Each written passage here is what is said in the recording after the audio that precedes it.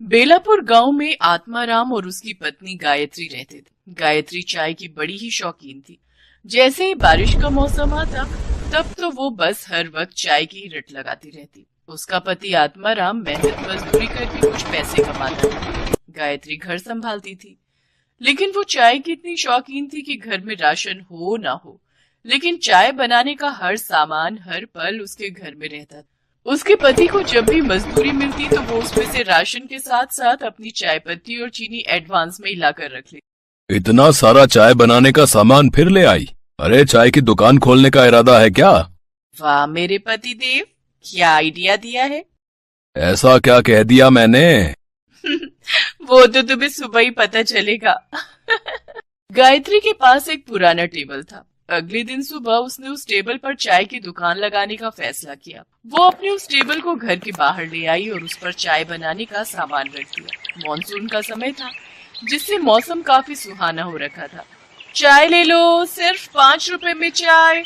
आओ आओ, इस सुहाने मौसम में चाय का मजा लो।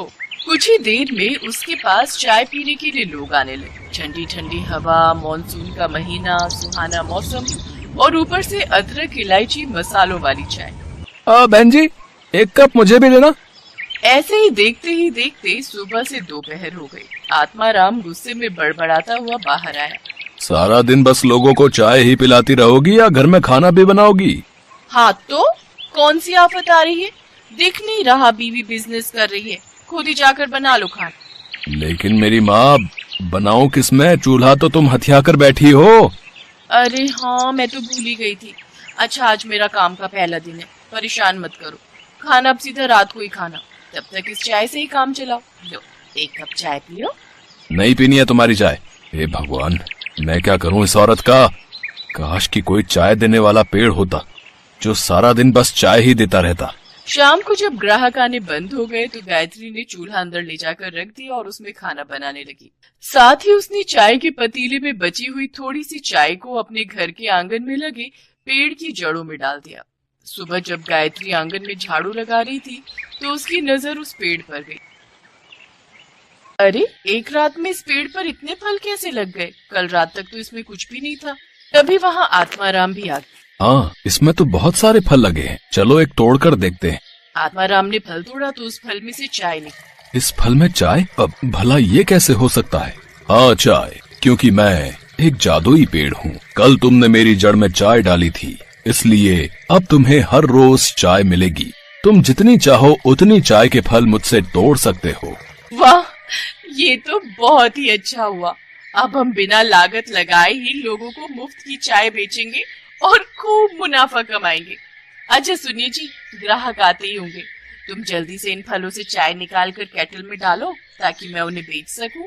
उन्होंने जल्दी से केटल में चाय भरी और फिर गायत्री उसे अपने टेबल लगाकर बेचने लगी। गायत्री बहन, आज तुम चाय चूल्हे पे नहीं बना रही? इस केटल में तो ठंडी होगी ना? नहीं भाई साहब, चाय एकदम गर्म है, बस अभी चूल्हे से उतार कर लाई हूँ। इस चाय में बड़ा ही स्वादिष्ट स्वाद है भाई।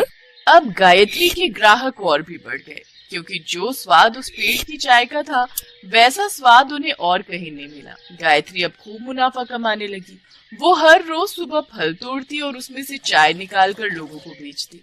एक रोज ऐसे ही रात को बहुत तेज आंधी तूफान चलने लगे और जोरों की बारिश हुई, जिसमें कि उस पेड़ पर लगे सभी फल टूटकर नीचे गिर गए। ये देख गायत्री बहुत परेशान हो गई और रोते हुए भगवान से प्रार्थना करने लगी। हे भगवान, ये क्या, सारे फल तो नीचे गिर गए। अब मैं अपने ग्राहकों को मुफ्त की चाय कैसे बेचूंगी? सोचा था अब हमारे अच्छे दिन आएंगे, अब हम कुछ बचत कर पाएंगे, लेकिन लगता है हमें फिर से दिहाड़ी मजदूरी करके जीवन काटना होगा। इसके बाद गायत्री उदास होकर दरवाजे पर ही बैठ गई और उसकी वहीं आंख लग गई। लेकिन अगली सुबह जब उसकी आंख खुली तो उसने देखा कि वो पेड़ फिर से पूरी तरह चाय के फलों से भरा पड़ा है। ये चमत्कार देख गायत्री और आत्माराम बहुत खुश हुए।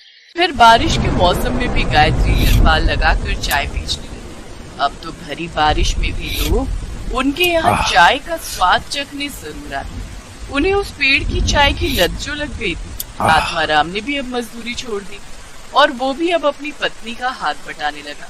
उन्हें अब बिना लागत के चाय बेचकर खूब मुनाफा होने लगा और अब उनकी गरीबी के दिन दूर होते गए।